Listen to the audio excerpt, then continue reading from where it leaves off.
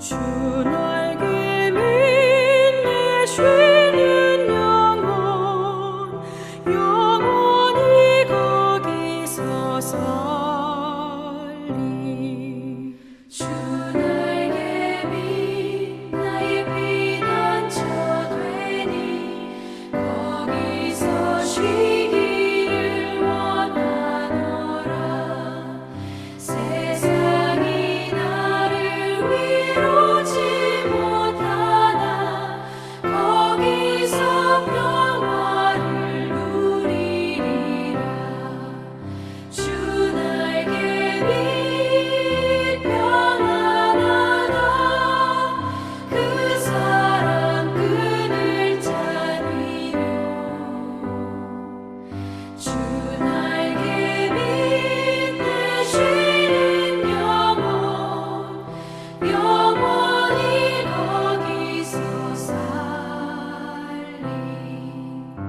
주 날개 밑 참된 기쁨이 있네 고달픈 세상 길 가는 동안 나 거기 숨어 돌보심을 받고 영원한 안식을 얻으리라 주 날개 밑 평안하다 그 사랑 끈을 짜리요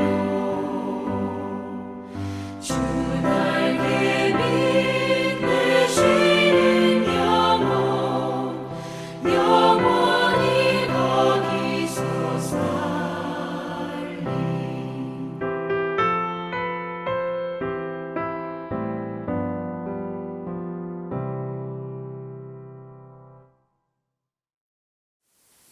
오늘 우리에게 주신 하나님의 말씀 누가복음 10장 17절로 21절입니다.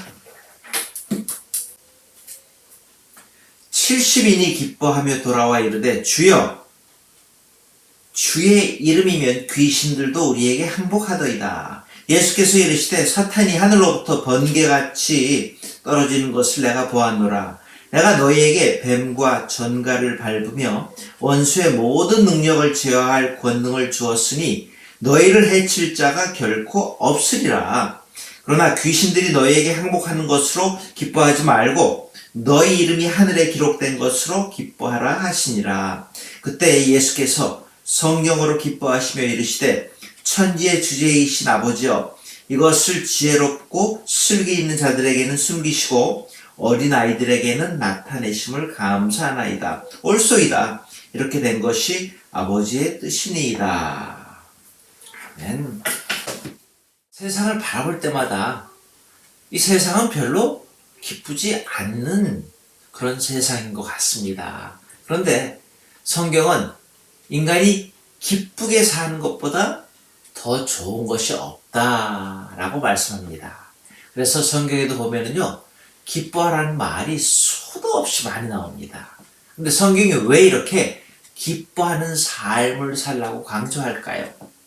세상이 너무 슬퍼하기 때문입니다. 자, 그래서 이 기뻐하는 삶을 산다는 그 이유, 그 모습이 어떤 것인지를 한번 다시 살펴봅니다. 첫 번째는요, 기뻐한다는 그 자체는 누구에게 가장 큰 베네핏, 유익을 끼칩니까?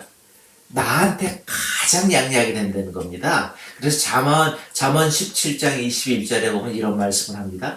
마음의 즐거움은 양약이라도 심령의 근심은 뼈로 마르게 하느니라. 이렇게 말씀합니다. 여러분, 우리 의사들도 수없이 말하지 않아요? 밝은 마음을 가진 환자들이 더 빨리 그 질병에서 회복된다고 정말 수도 없이 말합니다. 또 많이 웃는 사람이 더 건강하고 오래 산다고 하는데, 여러분 과학적으로도 많이 들으셨겠지만 웃을 때 우리 횡격막이 내려가고 허파가 확장이 돼가지고서 보통 때보다 두세 배 산소를 더 마시기 때문이라고 이렇게 설명을 합니다. 그래서 그러기에 내 건강, 나의 미래를 위해서 더욱더 우리는 기쁘게 살라고 노력해야 한다는 겁니다.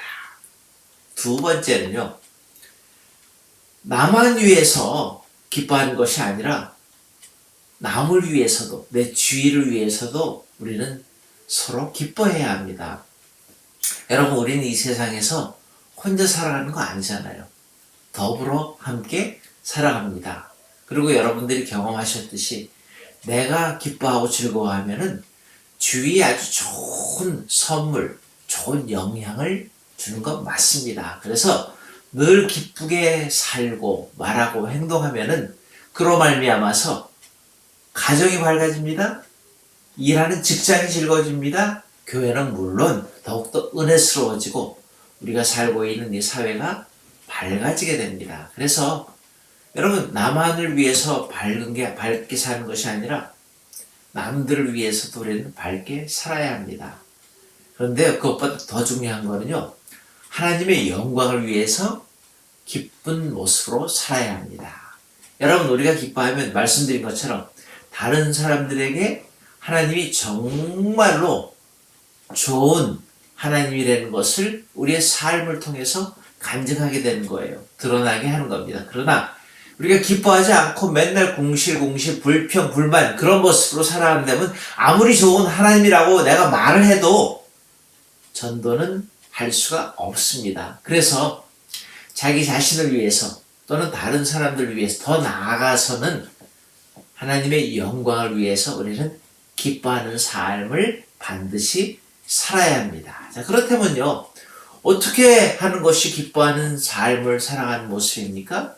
여러 가지 방법이 있겠죠. 우리가 금방 생각나는 게 뭐예요? 물질적, 육체적인 방법도 있습니다. 물질을 많이 가진다든지 어떤 육체적인 쾌감을 얻음으로 기쁨을 누릴 수도 있습니다. 근데 이런 기쁨은 너무 순간적이지 않아요? 템포러리, 오래가지 못합니다. 그런가 하면 조금 수준 높은 기쁨이 뭐예요? 책을 읽는다든지 음악 감상을 한다든지 어떤 그 컬처럴한 문화적인 방법을 통해서 기쁨을 누릴 수가 있겠지만 이것 역시 우리에게 온전한 기쁨을 주지 못하는 걸 잘 압니다. 그래서 성경에서 더 오래 지속되는 영적인 방법을 우리에게 가르쳐 주시는 겁니다. 오늘 읽은 말씀이 바로 그 영적 기쁨의 비결을 가르쳐 주시는 말씀인데, 제자들이 전도 여행을 하고 돌아와서 예수님께 보고하는 장면에서 어떻게 하나님을 믿는 사람들이 영적 기쁨을 누릴 수 있는지에 대해서 깨달음을 받게 됩니다. 20절에서 뭐라 그러니까 예수님께서 말씀하시기를 너의 이름이 하늘에 기록된 것으로 기뻐하라 라는 말씀합니다.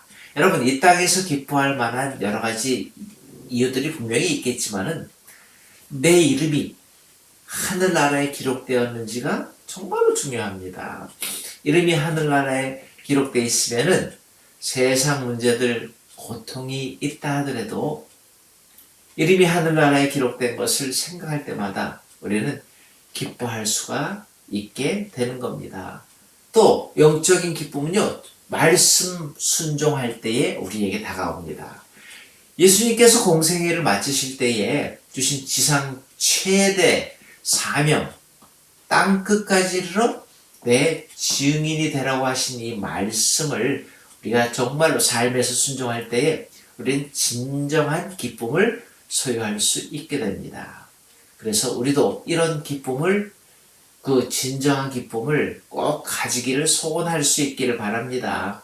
그런가 하면요, 세 번째로 21절을 보니까 성령으로 기뻐함을 또 말씀하십니다. 성령님이 함께 하시면은 참된 기쁨을 누릴 수 있습니다.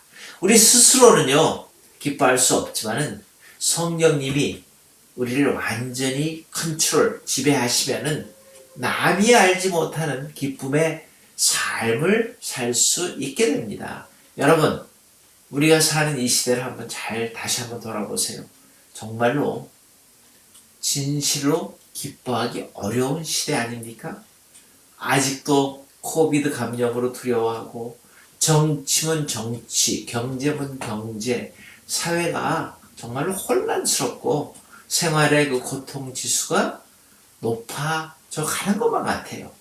그렇지만은 주님이 주신 참된 기쁨을 누리면서 이 세상을 살아가는 복을 우리가 구하고 예수님의 능력으로, 성령의 능력으로 함께 체험하고 경험할 수 있기를 주님의 이름으로 축원합니다. 주님, 오늘도 정말로 이 세상을 돌아볼 때에 너무 슬프고 두려움이 꽉 차 있는 것 같습니다. 오늘 내가 먼저 주 안에서 기뻐하기에 나도 즐겁고 내 주의를 밝히고 무엇보다 주님께 영광 돌리는 하루 살아가기를 소원합니다. 성령님의 도움으로 오늘도 기뻐하는 삶을 살 수 있게 인도 역사해 주시옵소서. 예수님의 이름으로 감사기도 드리옵나이다. 아멘. 우리 주기도문 하시고 오늘도 여러분들 기쁨을 추구하고 기쁜 삶을 영위하시는 여러분들 되시기를 주님의 이름으로 다시 한번 간절히 소원합니다.